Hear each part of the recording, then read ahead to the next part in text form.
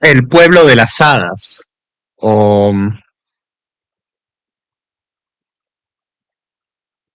o la gente hada,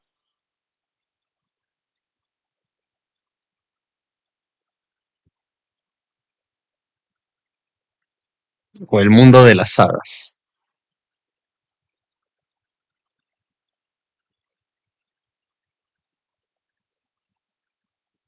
El pueblo de las hadas. Hadas, antiguas y modernas.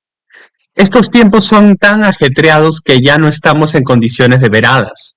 Eso lo dijo hace unos 100 años un viejo herrero de la isla de Man.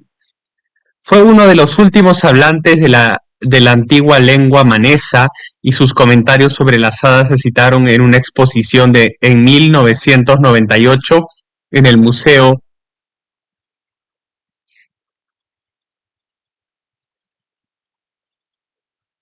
en el museo Manx, en el museo manés de la capital de la isla, Douglas. En los viejos tiempos, dijo, las hadas eran bastante comunes, pero parecían haber desaparecido con la lengua. Habían pasado 30 años desde la última vez que había visto alguna. Las historias de la antigua vida rural hablan de frecuentes encuentros con una misteriosa raza de seres similares a nosotros, pero más pequeños y menos sólidos. Hubo un tiempo en que desempeñar un papel activo en la existencia diaria Hubo un tiempo en que desempeñaban un papel activo en la existencia diaria y era importante mantenerse en buenos términos con ellos. En las sociedades arcaicas y donde quiera que el mundo moderno no se haya entrometido, la existencia de hadas y espíritus se considera un hecho obvio, constantemente confirmado por la experiencia. A finales del siglo XIX, cuando el herrero de la isla de Man vio a sus últimas hadas, estas pequeñas criaturas supuestamente estaban extintas, pero al igual que otras criaturas que se creía que habían desaparecido, el regreso de los muertos vivientes,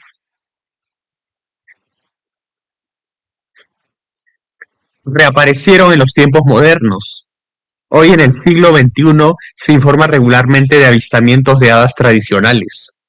El 25 de agosto de 2005, por ejemplo, Guy y Vivienne Wright Brown informaron de su claro y aunque breve avistamiento de un hada. Esa noche conducían a casa después de cenar fuera y de repente, a la luz de los faros de su jeep, ambos vieron un hada, de unos 18 centímetros de alto saliendo del aire, de un blanco plateado brillante con túnicas ondeantes y alas de gasa. Simplemente hermosa. Inmediatamente compararon notas y ambos habían observado los mismos detalles. Vivien, que conducía, tuvo la visión más directa. Es profesora, jefa de departamento en una escuela integral de Middlesex. El hada fue vista en una pequeña carretera con setos a ambos lados entre West Peckham y Blackstall, cerca de Sevenoaks, Kent. Era, dijo Guy, como una pintura de hadas victoriana. La persecución sistemática de las hadas comenzó en los primeros tiempos del cristianismo. Los primeros santos de la iglesia celta en Gran Bretaña vivían como ermitaños en los rincones más solitarios y embrujados del país. En los rincones más solitarios y embrujados del país, llevando a cabo rituales para la limpieza espiritual del distrito. La campaña, la campaña alcanzó su clímax en la Edad Media, cuando jóvenes sacerdotes celosos, instruidos en las artes de exorcizar demonios, fueron enviados a limpiar cada parte del reino. Los servicios se celebraban en remotos valles de hadas, junto a bosques, arroyos, manantiales y viviendas rústicas. Eso hace que haya,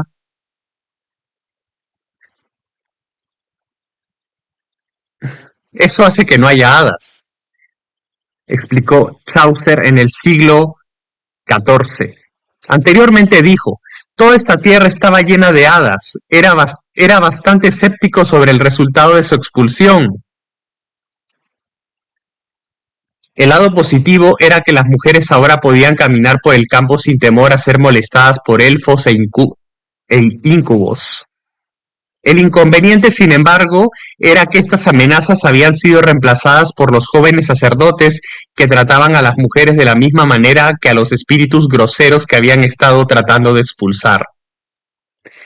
El pogromo para la eliminación de las hadas se llevó a cabo sin piedad, con ejecuciones de brujas y persecución de cualquier sospechoso de tratos con espíritus no autorizados. Un activista, un activista tardío fue John Wesley. Durante la mayor parte de los siglos XVIII y XIX, él y sus seguidores metodistas fueron fervientes en la lucha contra las tradiciones de las hadas y las prácticas precristianas de las tierras celtas, donde prevalecía su secta. Incluso a los niños se les prohibía hablar de hadas y nadie que viera tales cosas se atrevía a contarlo. La fecha real en que las hadas finalmente se extinguieron se registra en varios distritos. 1879 se recuerda en las Islas Shetland como el año en que el doctor Jamie Ingram, un predicador de renombre local, murió a la edad de 103 años, habiendo completado finalmente la obra de su vida de expulsar a los últimos de la raza enana y rasgos toscos de hadas de las Shetland, conocidos como Trolls.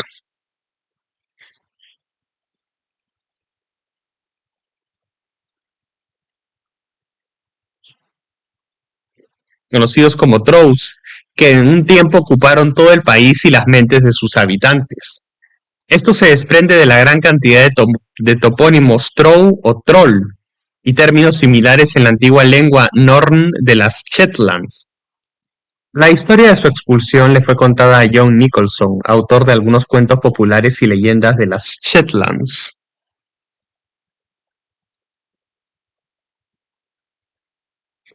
Autor de algunos cuentos populares y leyendas de Shetland, de 1920.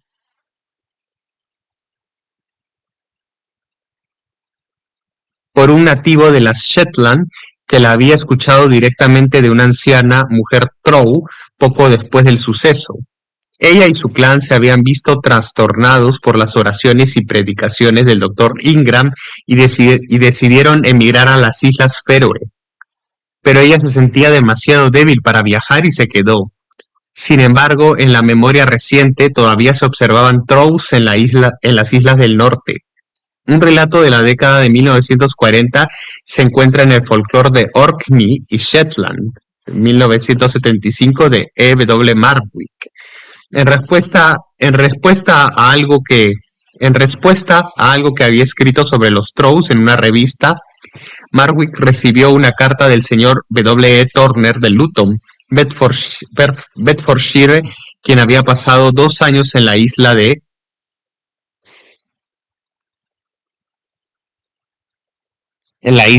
Hoy en las Orcadas durante la Segunda Guerra Mundial. Describió una experiencia inolvidable que le demostró que los trolls todavía existían.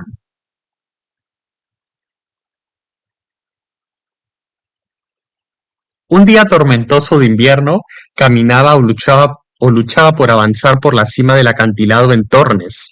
El viento era fuerte y aullaba. Nubes bajas y arremolinadas envolvían parcialmente la tierra con una lluvia neblinosa. A veces la presión era tan grande que me veía obligado a agacharme y agacharme al brezo para mantener el equilibrio.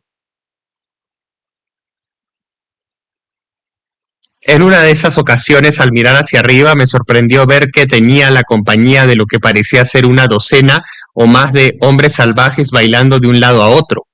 Estas criaturas eran pequeñas de estatura, pero no tenían narices largas ni parecían amables en su comportamiento. Poseían caras redondas de tez cetrina con cabello largo, oscuro y desaliñado. Mientras bailaban pareciendo arrojarse por el borde del acantilado, sentí que era testigo de una danza ritual de una tribu de hombres primitivos. Es difícil describir en pocas palabras mis sentimientos en ese momento o mi desconcierto. Toda la secuencia podría haber durado unos 3 minutos hasta que pude abandonar el borde del acantilado. El señor Turner, sin duda, tuvo la experiencia que afirmaba tener, pero su visión de los trolls como pequeños salvajes primitivos parece haber sido influenciada por una teoría popular de su época. En el testimonio de la tradición de 1890 y escritos posteriores, David McRitchie concluyó que las hadas, los trolls y sus parientes eran recuerdos populares de una antigua raza aborigen pequeña y reservada que se había extinguido recientemente. Se habían retirado a distritos salvajes y solitarios donde vivían bajo tierra, en los túmulos prehistóricos y cámaras funerarias que tradicionalmente están embrujadas por las hadas. Esta idea encajaba con el espíritu racionalizador de la época y tenía una emoción añadida, que tal vez la gente pequeña aún vivía y algún día pudiera ser redescubierta. En muchos relatos de avistamientos de hadas y visiones en general, el episodio comienza con la aparición de algún tipo de luz extraña. Un ejemplo es la historia citada por W. E. Evans Wentz, el erudito tibetano e iniciado en los misterios celtas. En The Fairy Faith in Celtic Countries, de 1911, se la contó el propio testigo, el señor T.C. Kermode, miembro del Parlamento de la isla de Man. De joven, Kermode caminaba por el campo una noche de otoño cuando un compañero con el que caminaba exclamó de repente: «¡Oh, mira, ahí están las hadas! ¿Las has visto alguna vez?». Kermode miró hacia donde señalaba el hombre y vio un círculo de luz sobrenatural que ahora he llegado a considerar como la luz astral o la luz de la naturaleza, como la llaman los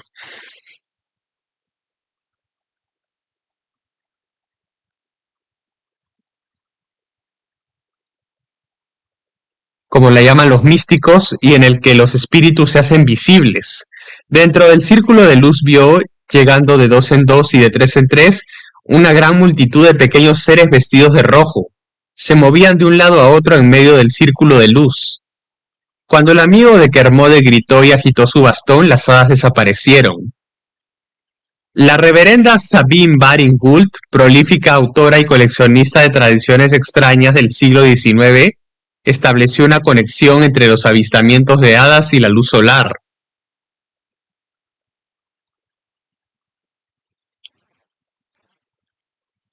Ay, rayos. El reverendo Sabine Baring Gould, prolífico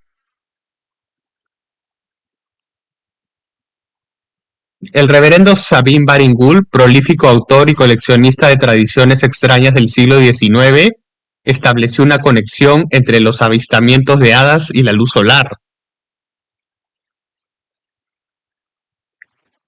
De niño estaba en el asiento exterior del carruaje de su padre en un caluroso día de verano. Frente a él, sobre los lomos de los caballos, las hadas corrían y jugaban. Se lo contó a su padre, quien lo llevó dentro del carruaje, fuera del sol, con lo cual la visión se desvaneció. Aceptó que fue provocada por la luz solar, pero ¿por qué tenía forma de hadas y cuál es el origen de esas criaturas? Más adelante en su vida, Baring Gould se dio cuenta de que las hadas son adaptables y aparecen en las formas convencionales que la gente espera en ese momento. Cuando los niños las ven, parecen hadas en las historias e ilustraciones con las que están familiarizados, pero los artistas y narradores no inventaron estos seres. Su fuente original eran las personas que realmente las habían visto. Los informes modernos de apariciones luminosas y pequeños seres misteriosos tienden a respaldar la sugerencia de Baring Gould de que las hadas se ven en la forma convencional de la época. La convención actual en la era de la fantasía espacial es identificarlas como los intrusos extraterrestres en lugar de espíritus de la Tierra. C. G. Jung, autor del audaz y controvertido libro Flying Saucers de 1959, fue el primer escritor importante en examinar el fenómeno ovni en el contexto de la mitología y el folclore. Comparó estas cosas vistas en el cielo modernas con las señales y maravillas que tradicionalmente aparecen en tiempos de grandes cambios. Ahora estamos, señaló, en un periodo de transición a medida que la era de Piscis da paso a Acuario. e identificó a los ovnis como presagios de una revolución en nuestra forma de pensar que debería esperarse en estos tiempos. Muchos escritores desde entonces han llamado la atención sobre la continuidad de los temas del folclore en las historias producidas por, por la saga de los ovnis. A ver, ¿qué dice la imagen? Un escenario clásico de cuentos de hadas. Los niños se topan con hadas retozando en una danza circular.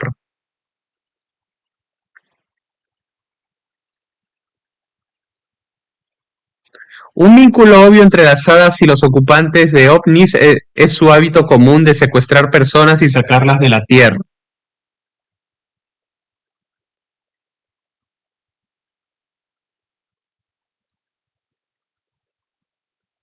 Y después de un lapso de tiempo traerlos de vuelta. El efecto sorprendente en cada caso es que aquellos que experimentan la experiencia cambian de alguna manera, volviéndose más sensibles o de mentalidad espiritual y a veces desarrollando las cualidades psíquicas de un chamán o medium espiritual. Ya se fuera con las hadas. Las apariciones modernas de personas pequeñas en asociación con ovnis fueron bien documentadas en 1967 por C. y J. Lorenzen en su libro Flying Saucer Occupants, que describe unos 50 encuentros de este tipo. Por ejemplo, al mediodía del 20 de agosto de 1965, un ingeniero, Alberto Ugarte, su esposa y otro hombre estaban visitando ruinas incas cerca de Cusco, Perú, cuando vieron un disco brillante de solo 1,5 metros de diámetro aterrizar en una antigua terraza de piedra. Varias pequeñas criaturas de un brillo deslumbrante salieron de la nave, pero al ver gente volvieron a subir y se fueron. Una colección más reciente de avistamientos de hadas modernas es Fairies, Real Encounters with Little People, de 1997, de Janet Ford. Algunos de ellos son muy extraños, como el relato de 2 hermanas en Cornualles en 1940, que miraron por la ventana de su dormitorio y vieron a un hombrecito de barba blanca con un sombrero rojo puntiagudo, conduciendo un pequeño coche en círculos alrededor de su césped.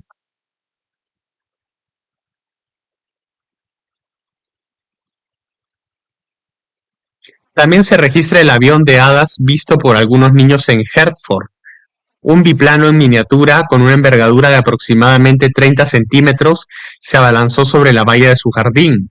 Aterrizó brevemente casi chocando contra un cubo de basura y luego despegó de nuevo. Su piloto con casco de cuero se despidió alegremente con la mano mientras volaba. ¿Qué dice la imagen?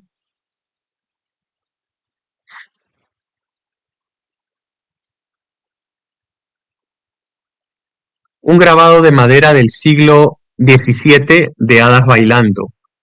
Otros ingredientes interesantes incluyen la cara del hombre verde en el árbol y la puerta al otro mundo en la colina con la forma de un ovni clásico.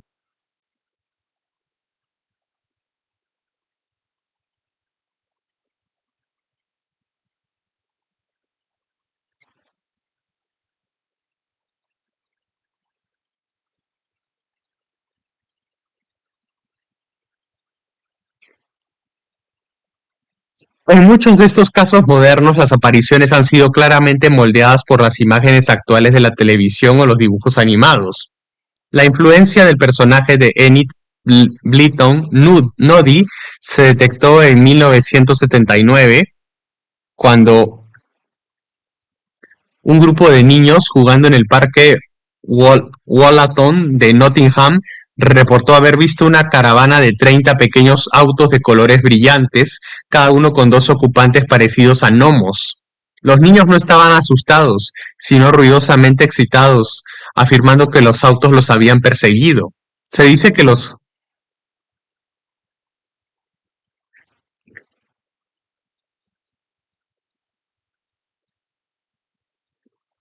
niños no estaban asustados, sino ruidosamente emocionados, afirmando que los autos los habían perseguido.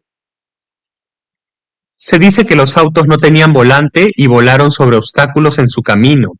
Al revisar estas y otras narrativas de alta extrañeza en su libro Borderlands de 1997, el historiador Dr. Mike Tash comenta: si las hadas que solían desplazarse a pie o a caballo ahora pueden conducir autos y volar aviones, no hay razón por la que no puedan pilotar ovnis. Janet Ford cita un encuentro moderno con hadas de una fuente teosófica de 1945, aunque tuvo lugar algunos años antes. La narradora habló de paseos vespertinos por Oxford Hill, Dorset, en compañía de una amiga. Caminaban a cierta distancia del grupo principal cuando, para mi asombro, vi a varios niños que pensé que eran muy pequeños, alrededor de una veintena, todos vestidos con minifaldas de colores alegres, con las piernas descubiertas. Tenían las manos unidas y todas en alto, mientras bailaban alegremente en un círculo perfecto. Nos quedamos observándolos cuando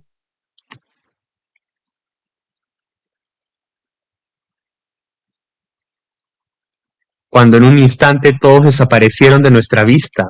El compañero le dijo, de hecho, que eran hadas y que a menudo venían a ese lugar para sus juergas. La asociación con la danza y las danzas circulares en particular es un elemento significativamente constante en las historias de encuentros y uno que, según el Diccionario de Hadas de Catherine Briggs de 1976, se ha descrito desde el siglo XVI. Se siguen viendo hadas, aunque de forma inesperada, hasta el día de hoy. Una carta a Country Quest de noviembre de 1973 hablaba de un botánico en una zona cercana a Brecon que había visto hordas de personitas jugando. Unos años más tarde, el agente de policía David Swift informó valientemente que en la investigación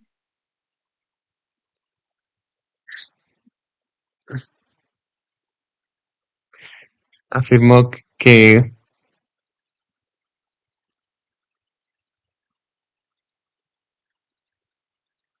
valientemente que un extraño investigando un extraño banco de niebla en un campo en East Hull, vio tres figuras vestidas de forma extraña bailando alrededor de un mayo imaginario. Pensando que podían ser borrachos, se acercó a ellas, pero desaparecieron. Hull Daily Mail, 10 de agosto de 1977. En otro incidente, un corresponsal de la revista The Lee Hunter en 1973, mientras caminaba cerca de Alderwesley en Derbyshire, fue a dormitar bajo el sol en un pequeño montículo de hierba. Se despertó y encontró a un hombrecito extraño a su lado, un tipo rechoncho cuya ropa era toda del mismo color que la hierba. Hablaron, o más bien intercambiaron pensamientos, y el escritor se enteró de que el hombrecito tenía la importante tarea de descomponer los materiales en descomposición en alimento para las plantas. Un lugar donde las hadas modernas tienen cierta influencia cívica es Akureyri, en el norte de Islandia, uno de los distritos agrícolas más fértiles de la isla y uno de los pocos con bosque.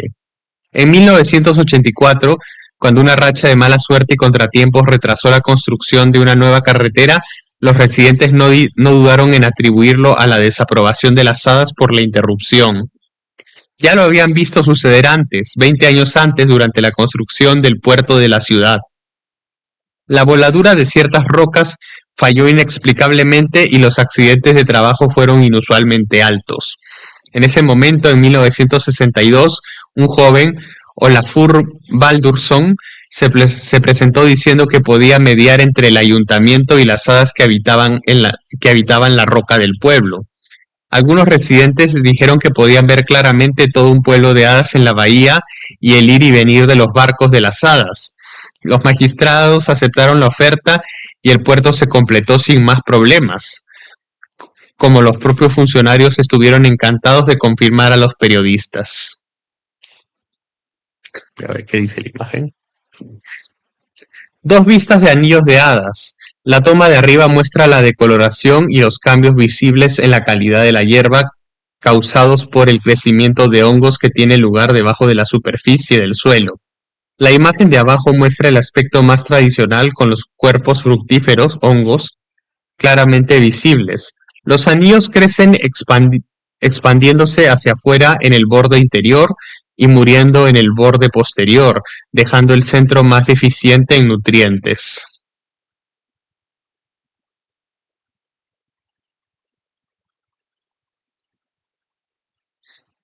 Una encuesta reciente mostró que poco más de la mitad de los islandeses aceptan la existencia de la gente oculta, que se ve indistinguible de nosotros pero usa ropa antigua. Uno de estos creyentes era Tryggvi Emilsson, fundador del Partido Comunista de Islandia, a quien le gustaba relatar un incidente que le sucedió a los 14 años. Se quedó atrapado en una grieta de la montaña mientras rescataba a uno de los corderos de la familia. Reconciliado con pasar una noche incómoda, se sorprendió cuando encontró a una joven mirándolo. Ella dijo que venía de una granja cercana, señalándola. Ahora el Ahora el niño estaba aún más asombrado, ya que había caminado por esas montañas toda su vida y nunca había sabido de otra granja en la zona. La niña se rió y dijo, no lo habrías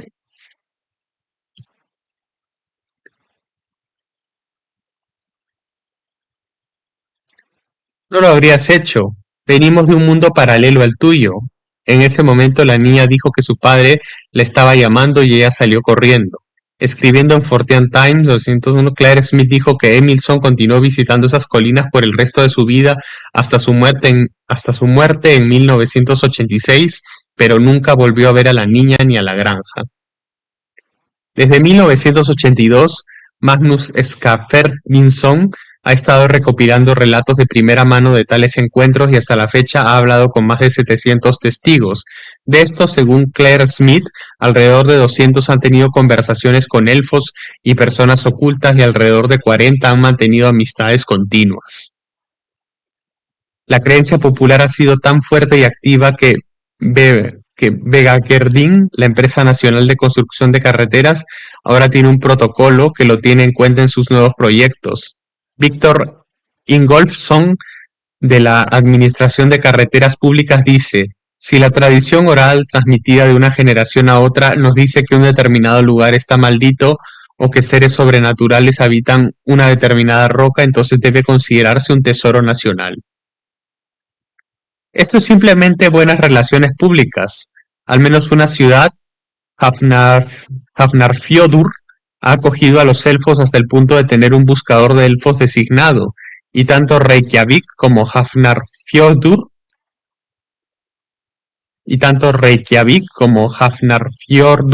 publican mapas útiles de lugares de hadas locales. En muchas de estas historias, tanto antiguas como modernas, se dice que las pequeñas criaturas se desarrollan a partir de una especie de luz brumosa.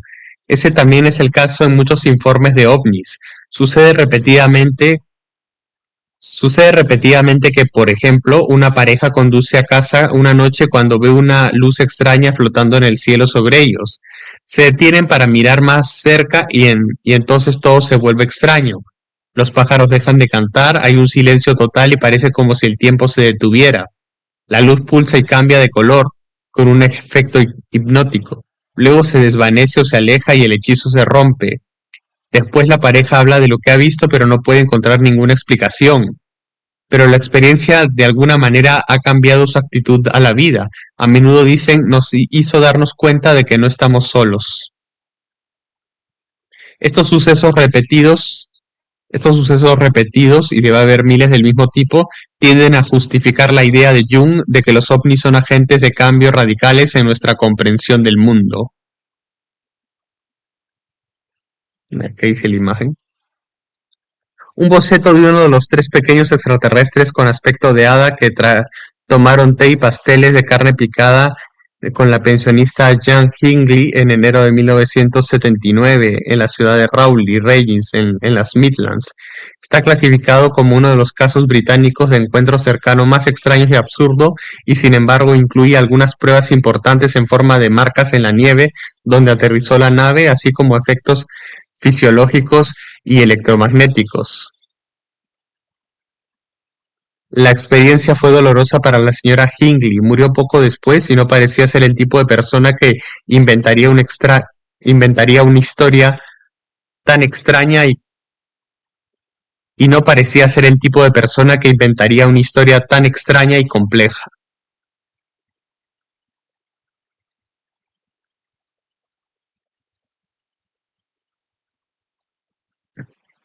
Nuevamente enfatizamos que la primera etapa en estas y otras visiones es la aparición de una extraña luminosidad, la luz astral, como la llamó Kermode, el testigo de Evans Wentz, en la que se ven hadas.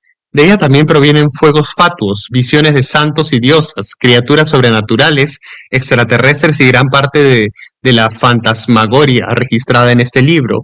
¿Cuál es la naturaleza de esta luz y de dónde proviene? Para más información sobre esta, véase Luces Místicas. ¡Wow!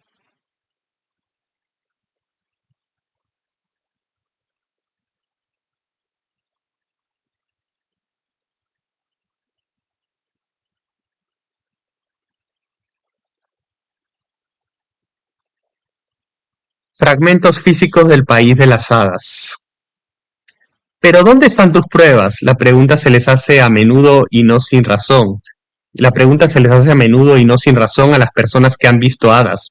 Casi nunca hay una respuesta satisfactoria, ya que la evidencia de todos los fenómenos extraños es notoriamente esquiva o ambigua.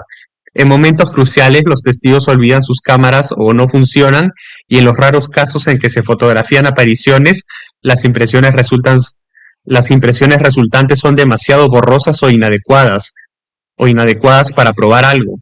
La evidencia contundente de estos fenómenos es siempre, como describe Patrick Harpur, la suficiente para convencer a aquellas personas que quieren creer en su realidad física, pero demasiado poca para convencer a los incrédulos. La evidencia más contundente de la existencia de las hadas que Harpur ilustra en su obra maestra Daimonic Reality de 1994 son dos prendas de vestir de hadas que describe en un artículo de Country Life, edición irlandesa, 24 de mayo de 1973. Una es un zapato muy pequeño y muy usado, como en la imagen. Fue encontrado por un trabajador en la península de Beara, al suroeste de Irlanda, en 1835. Es negro, gas- gastado en el tacón y tiene el estilo del zapato de un caballero del siglo XVIII, pero solo mide 2 pulgadas y 7 octavos de largo y 7 octavos de pulgada en su parte más ancha, demasiado largo y estrecho incluso para un zapato de muñeca. Si fuera una pieza de aprendiz, digamos, ¿cómo llegó a encontrarse en un remoto camino de ovejas? ¿Por qué tiene una forma tan extraña? ¿Cómo llegó a usarse? ¿Quién poseería herramientas lo suficientemente finas como para hacer tal curiosidad? El hombre que encontró el zapato asumió que pertenecía a la gente común y se lo dio al médico local, de quien pasó a la familia Somerville de Castle Townshend, condado de Cork. En una gira de conferencias por Estados Unidos, la doctora Edith Somerville entregó el zapato a científicos de la Universidad de Harvard, quienes lo examinaron minuciosamente. El zapato tenía pequeñas puntadas hechas a mano y ojales bien hechos, pero sin cordones, y se pensaba que era de piel de ratón. A ver qué dice.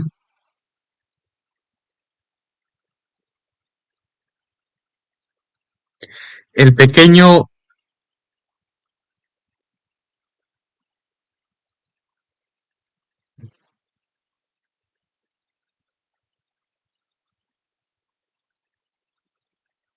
el pequeño zapato de hada, encontrado en la península de Beara, Irlanda, en 1835, junto a un dedal normal.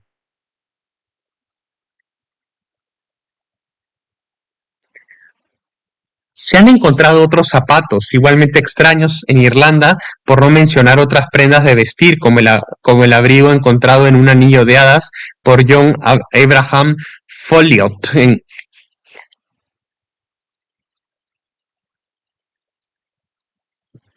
en 1868. Y solo tenía 6,5 pulgadas,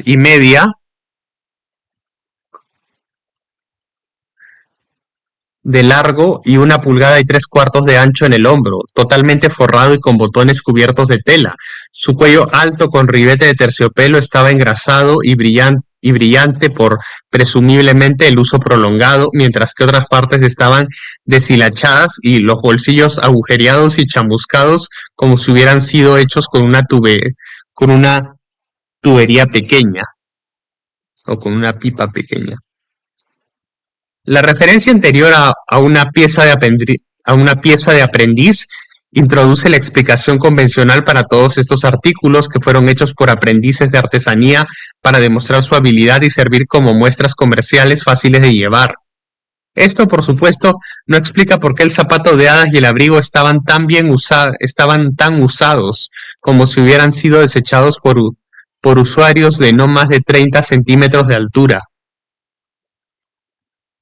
Pues estaban tan bien usados o gastados como si hubieran sido desechados por usuarios de no más de 30 centímetros de altura. Otra forma de artefactos de hadas son las flechas de hadas, cuya idea aterrorizaba a los habitantes del campo en épocas anteriores.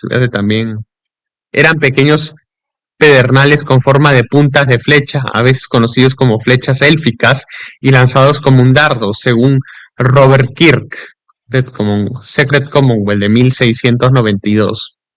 Nellie Dean, en Cumbres borrascosas de Emily Bronte, fue acusada por Katy Linton en su delirio de recoger flechas élficas en Penistone Crag con las que dañar a Katy y a su ganado, pero al igual que las piedras agujereadas y las cruces de hadas, las flechas élficas también se consideraban magia profiláctica. Las piedras agujereadas se usaban para ahuyentar los rayos y a los ladrones de hadas. En algunas sociedades arcaicas se explicaba que algunas enfermedades eran causadas por flechas élficas incrustadas en la víctima. Por ejemplo, en Asia usaban flechas normales para curar apendicitis, creando un vínculo empático con el proyectil elfo. Los chamanes curaban a las víctimas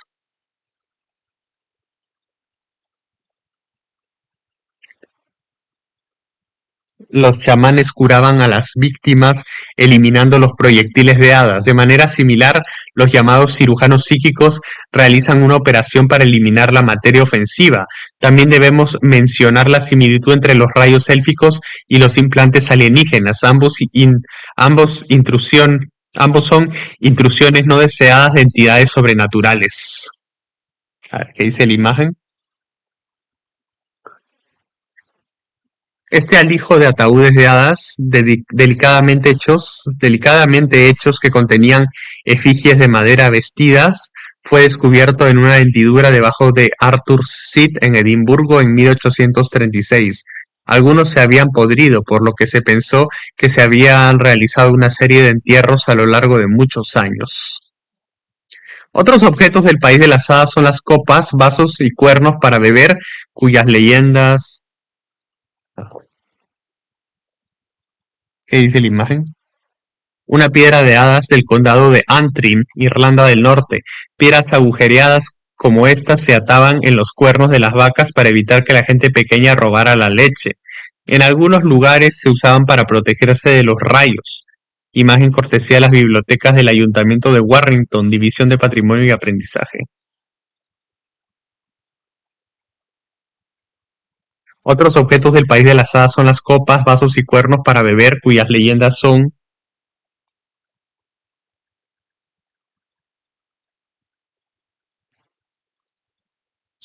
que fueron robadas al pueblo de las hadas. Las copas están relacionadas etimológicamente con los duendes que bebían de ellas en sus festines.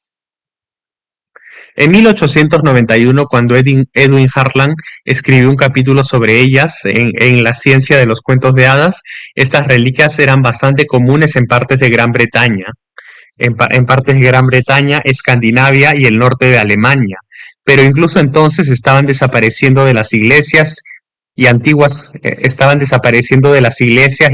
casas familiares donde se habían guardado durante siglos, y ahora solo unas pocas sobreviven en sus entornos originales.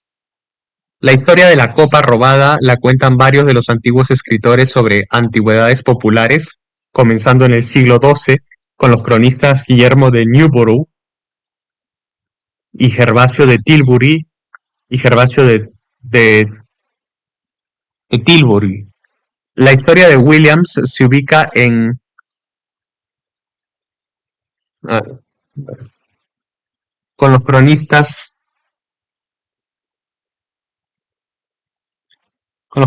Guillermo de Newborough y Gervasio de Tilbury. La historia de Guillermo se encuentra en Willie Howell, un gran túmulo en Yorkshire, ahora Humbershire. Un hombre que cabalgaba casa por la noche escuchó música y jolgorio dentro de un túmulo. Entró y fue recibido en un magnífico festín de hadas. Uno de los asistentes le ofreció una copa de vino, pero derramó la bebida y se fue con la copa. Esta curiosa reliquia fue vendida posteriormente por una gran suma al rey Enrique I, quien se le regaló a su cuñado, el rey David de Escocia. Durante muchos años se guardó en el tesoro escocés hasta que un rey posterior, Guillermo, se la pasó a Enrique II. La historia de Gervasio es similar, excepto que el cáliz de las hadas fue robado de un túmulo en Gloucestershire. En la isla de Man, una zona con rica historia de tradiciones y reliquias de hadas, los cálices sacramentales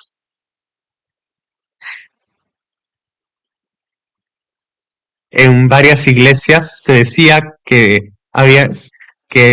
se les había quitado a las hadas. Uno de ellos se conservaba en la iglesia de la parroquia de Mallew. Un relato temprano apareció en 1631 en la descripción de la isla de Man de George Waldron. La historia cuenta que un granjero caminando a casa una noche escuchó una dulce música proveniente de Fairy Hill, un túmulo en Orrisdale. Se asomó por la entrada y vio una multitud de alegres personitas comiendo, bebiendo y bailando. Uno de ellos le ofreció una hermosa copa de plata rebosante de vino, pero el granjero conocía las tradiciones de las hadas y sabía que nunca se debe comer ni beber con ellas o nunca más se te dejará ir. Así que arrojó el vino sobre sus pequeños anfitriones, quienes desaparecieron al instante. Luego corrió a toda velocidad hacia casa. Las hadas lo persiguieron y casi lo atraparon, pero llegó a la puerta principal justo a tiempo para cerrarla de golpe. El vaso de plata todavía estaba en su mano y al día siguiente le preguntó al ministro de su parroquia qué debía hacer con él. Él, con los instintos de su profesión, como dice Hartland, le aconsejó que dedicara la copa al servicio de la iglesia, pero como vaso sacramental, el cáliz de las hadas resultó ser un fracaso. Se notó que las personas que bebían de él se volvían locas, por lo que se suspendió su uso. ¿Qué dice la imagen?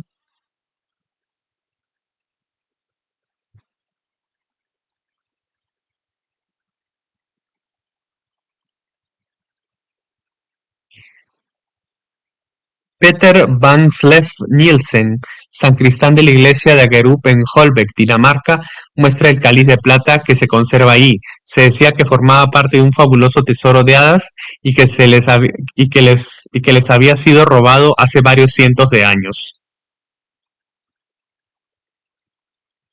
Sofía Morrison ofrece una versión ampliada de la misma historia en sus cuentos de hadas de Manx de 1911. En su relato, la copa robada a las hadas no era el cáliz de Mallew, sino otro, de finos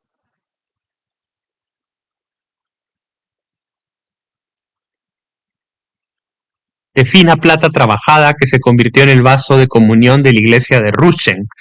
Fue, dice ella, enviado a Londres en algún momento del siglo XIX y nunca se le volvió a ver.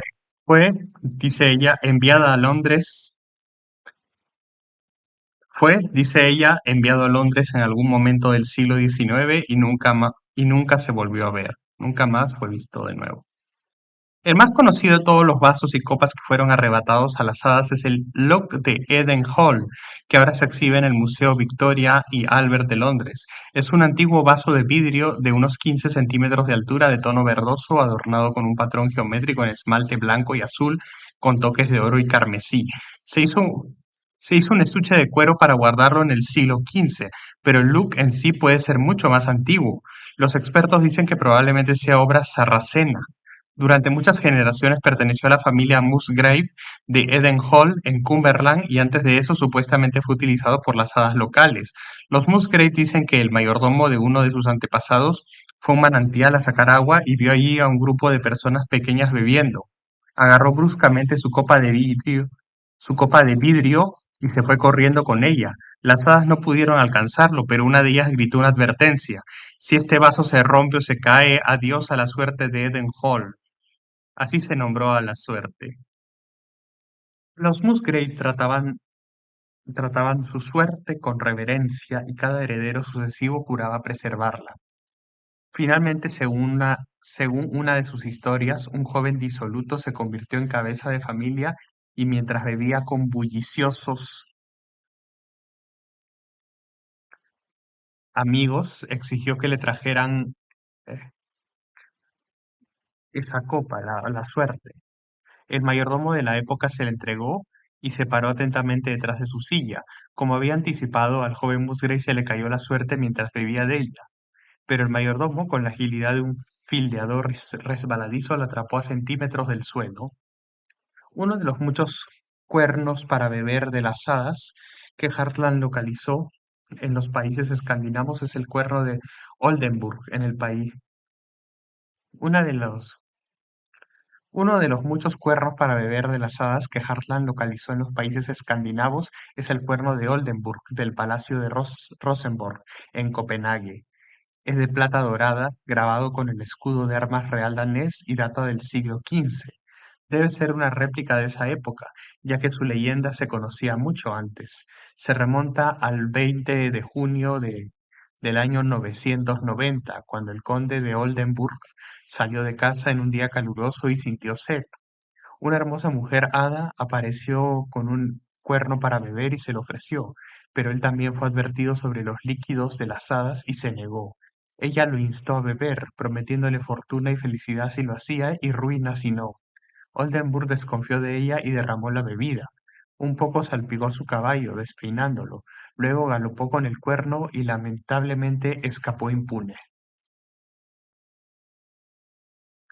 Hartland creía que estas copas de hada pertenecían a una tradición que se remontaban a la época pagana de los druidas.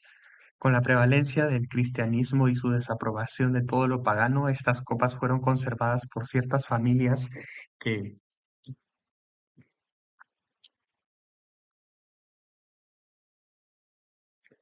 esta ilustración de Fis de la mitología de las hadas de Keighley,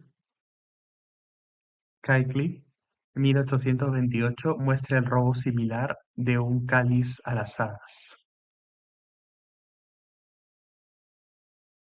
Estas copas fueron conservadas por ciertas familias que durante años